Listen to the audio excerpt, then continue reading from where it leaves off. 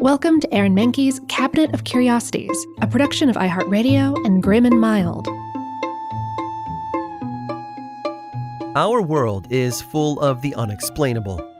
And if history is an open book, all of these amazing tales are right there on display, just waiting for us to explore. Welcome to the Cabinet of Curiosities.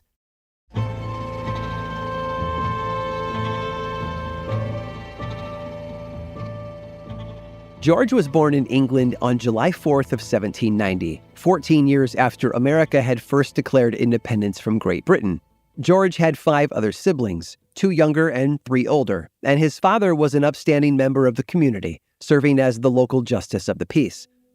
George started his professional life as a cadet with the East India Company in 1806, and after graduating from the Royal Military College in Marlow, he was sent to India itself, but we're not exactly sure why. We do know that he was made a second lieutenant with the Bengal Army and that he was quite gifted in astronomy and mathematics. But around 1814, George's work begins to come into focus more. That year, while on secundament in Java, off the coast of Indonesia, he was given the job of surveying the entire island. This led to more survey work in India as he mapped a 400-mile line between Calcutta and Benares. Eventually, George's dedication and work ethic was noticed by a man named William Lambton, who had been heading up a project called the Great Trigonometrical Survey, or the GTS. The GTS was a plan to map the entirety of India with a kind of detail and precision that had never been done before, the kind of precision George had come to be known for. Lambton had started the survey in 1802 in Madras, but it really kicked into gear once he brought George on board as his chief assistant. You see, George was obsessed with accuracy. He didn't just survey the land, he took matters into his own hands to verify all the readings were as true as possible. He modified the equipment, he tweaked the calculations, and he made every effort to reduce errors brought on by weather and changes in the landscape. Then, in 1823, Colonel William Lambton died, leaving George in charge of the GTS project going forward. He made it his mission to survey a meridian arc, or longitudinal line, that his predecessor had been working on. Unfortunately, George fell seriously ill, suffering from a fever and rheumatism, which partially paralyzed him and prevented him from continuing his work. He returned to England in 1825 and rested for the next 5 years, during which time he pestered the East India Company for more advanced equipment. He returned to the project in 1830, at which point he was made Surveyor General of India. He then appointed a second-in-command named Andrew Scott Wow, an officer in the British Army. Wow led the survey team over the next 11 years to complete the map of the Meridian Arc from Cape Comorin in the south tip of India all the way to the Himalayas, a distance of about 1,500 miles. George didn't do much field work during this time. As the Surveyor General, his days were spent behind a desk. He wound up resigning from his position 1 year later in November of 1842.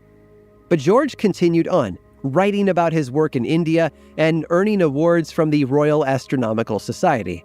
He passed away at his home in 1866 when he was 76 years old.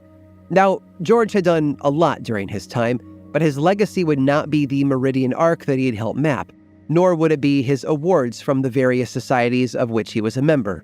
Instead, his greatest honor came 1 year before his death, in 1865.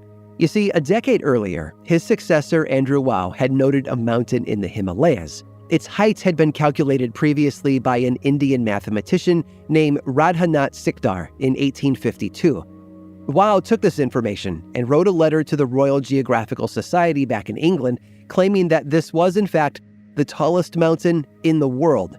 It had originally been named Peak B, but Wow had a better name in mind, one that would honor the man who had given him the job of a lifetime mapping India back in 1830. The name for the peak was debated for years, with different academic and scholarly groups vying for the right to christen the mountain with an appropriate moniker. But in the end, Wow won out.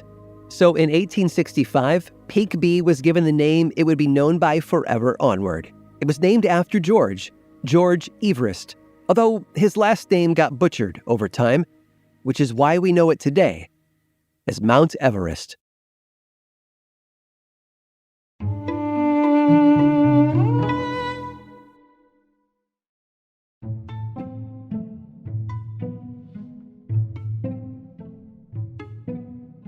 He was as enigmatic as he was brilliant. He is remembered as a first-rate oddity, an eccentric genius whose contributions to electromagnetism shaped how we understand the world today.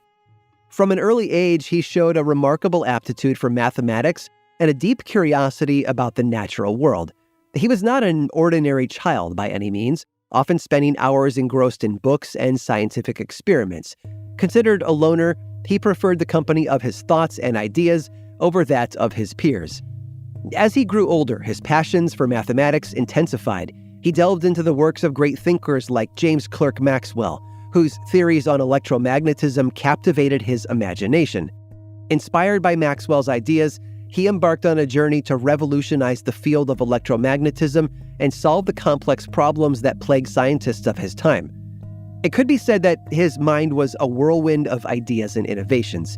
He invented many mathematical techniques that are still widely used today, such as an operational calculus and a step function that allowed scientists and engineers to tackle complex electromagnetic problems with greater ease and precision. It's like having a super toolkit for solving complex equations in mathematics. If you're wondering who we're talking about, no, it's not Tony Stark, although our historical superhero was a trailblazer, paving the way for future breakthroughs in the field. But our inventor's brilliance came with a price. He was a prickly character, known for his cantankerous nature and his disdain for the conventional. He had little patience for social norms and niceties, often alienating those around him. Despite his gruff exterior, however, he remained deeply dedicated to his work. He spent countless hours immersed in his studies, rarely leaving his house and sometimes forgetting to eat or sleep. Legend has it that he would work late into the night, with his room illuminated only by flickering candlelight as he pushed on toward morning. His desk was piled high with books written by some of the world's most prestigious experts in their given fields. Papers with wildly scribbled notes and equations littered his desk. I guess you could say that he was a true embodiment of the saying, mad scientist. But mad or not, his contributions to electromagnetism were monumental.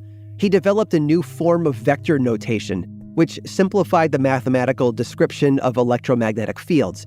He also proposed the existence of a layer in the Earth's atmosphere known as the ionosphere, which plays a crucial role in the long-distance communication used by radios.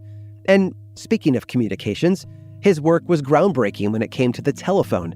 If you're still guessing who our inventor is, no, it's not Alexander Graham Bell or even Thomas Edison. For about 9 years, he worked on electric charges, velocity, and elements of Albert Einstein's theory of relativity. So if you were thinking of that great inventor, sorry. And although I have mentioned radio waves, no, it is not Marconi either. No, our little-known inventor's work was met with both admiration and skepticism from the scientific community. Some hailed him as a visionary, while others dismissed him as an eccentric with unconventional ideas. But our visionary soldiered on, undeterred by the opinions of others. He knew his ideas were groundbreaking and would eventually be recognized for their true worth. We've all heard of the genius of Nikola Tesla and Isaac Newton. Oddly, given our inventor's breakthroughs, though, his name doesn't appear among them. In fact, our inventor never stepped inside a college. You see, he grew up poor and couldn't afford a higher education.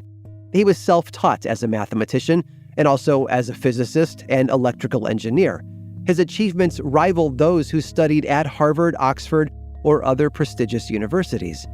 The man I have been describing to you, the enigmatic genius who defied societal norms and transformed our understanding of electromagnetism, is British-born Oliver Heaviside, one of the world's most prolific and lesser-known inventors, whose works will go on to infinity and beyond.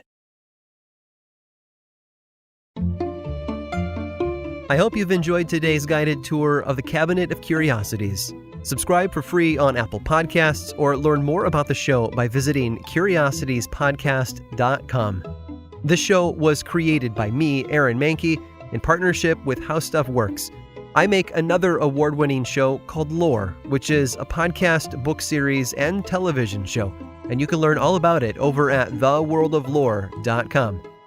And until next time, stay curious.